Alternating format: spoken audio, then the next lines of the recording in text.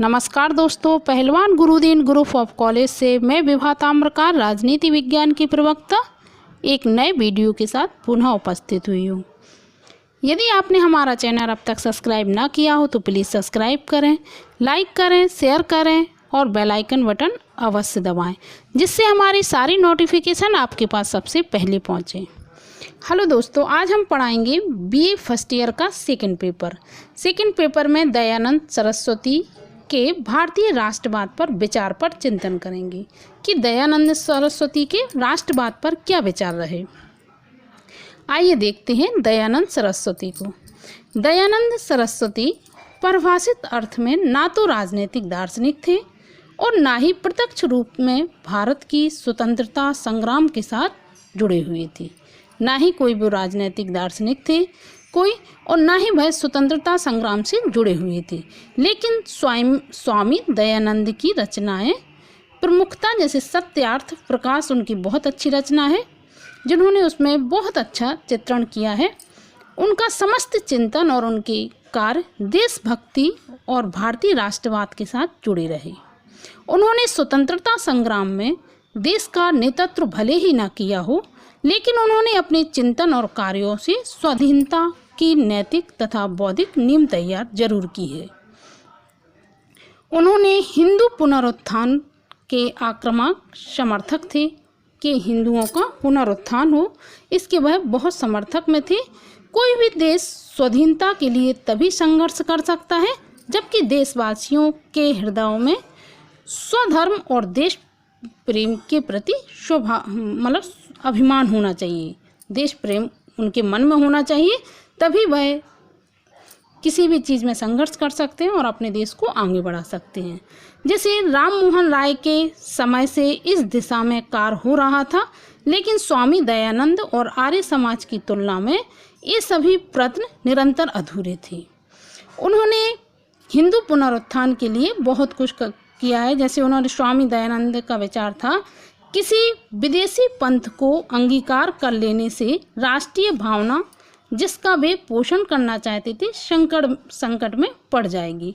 उन्होंने इस समय सत्य को भी समझ लिया कि इन परिस्थितियों में मात्र उपदेश देने और पुस्तकें लिखने से देश के खोए हुए गौरव को प्राप्त नहीं किया जा सकता है। वह कहते थे, एक जगह उन्होंने लिखा है कि जैसे अब भारतीय जन ने चेतन अचेतन में यह सोचा कि हम कम श्रेष्ठ नहीं, आवश्यकता तो केवल आगे बढ़ने की है।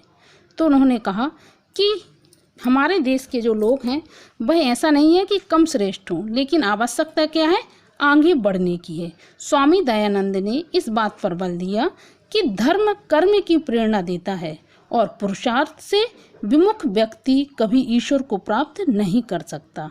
इस प्रकार उन्होंने देश की स्वतंत्रता के लिए कर्म और पुरुषार्थ का उपदेश दिया था।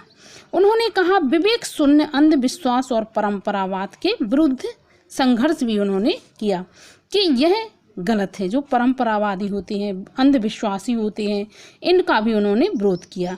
जैसे अंधविश्वास और परंपरावाद ने देश की शक्ति को छीन कर दिया है। कहते थे कि इन लोगों ने देश की शक्ति को छीन कर दिया, जनता के बीच अनेक भेदों को जन्म दिया। किसने? परंपरागत और अंधविश्वास ने। अतः अंधविश्वास और परंपरावाद के विरुद्ध संघर्ष में ही उन्होंने आक्रामक योद्धा की भूमिका निभाई है। जैसे वह करते हैं, ईश्वर एक है, वही सर्वशक्तिमान है, इस प्रकार उन्होंने कहा। वह समाज सुधार के इन सभी कार्यों के पीछे उनका एक ही लक्ष्य था, एक जागृत और शक्तिशाली समाज का निर्माण। वह कहते हैं, व्यक्ति को जागृत होना चाहिए और शक्तिशाली समाज का निर्माण करना चाहिए। उनका संदेश एक और जाता है, वह कहते हैं व्यक्तिक और सामाजिक चरित्र चित्रण का संदेश भी उन्होंने दिया है कि व्यक्ति को जागृत होना चाहिए और सामाजिक चरित्र चित्रण सही रूप से करना चाहिए।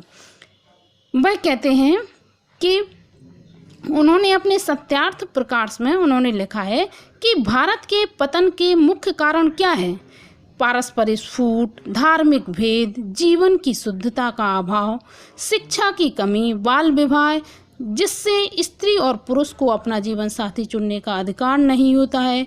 इंद्रिया परायणता, असत्य तथा अन्य बुरी आदतें, वेदाध्ययन की अवहेलना तथा अन्य कुरीतियों को उन्होंने इसमें शामिल किया कि भारत इसी से श्रेष्ठ नहीं हो पा रहा है। भारत के व्यक्ति तो बहुत श्रेष्ठ हैं, बहुत योग्य हैं, लेकिन सिर्फ उन्हें जागृत करने का देर है। सामाजिक क्षमता अधिक श्रेष्ठ है, सामाजिक संस्थाएं अधिक अच्छी हैं और उनमें सार्वजनिक हित की भावना, साहस, सत्ता के प्रति आज्ञा पालन का भाव और देशभक्ति होनी चाहिए व्यक्तियों में। सामाजिक चरित्र और सामाजिक पुनर्निर्माण की आवश्यकता पर उन्होंने बल दिया।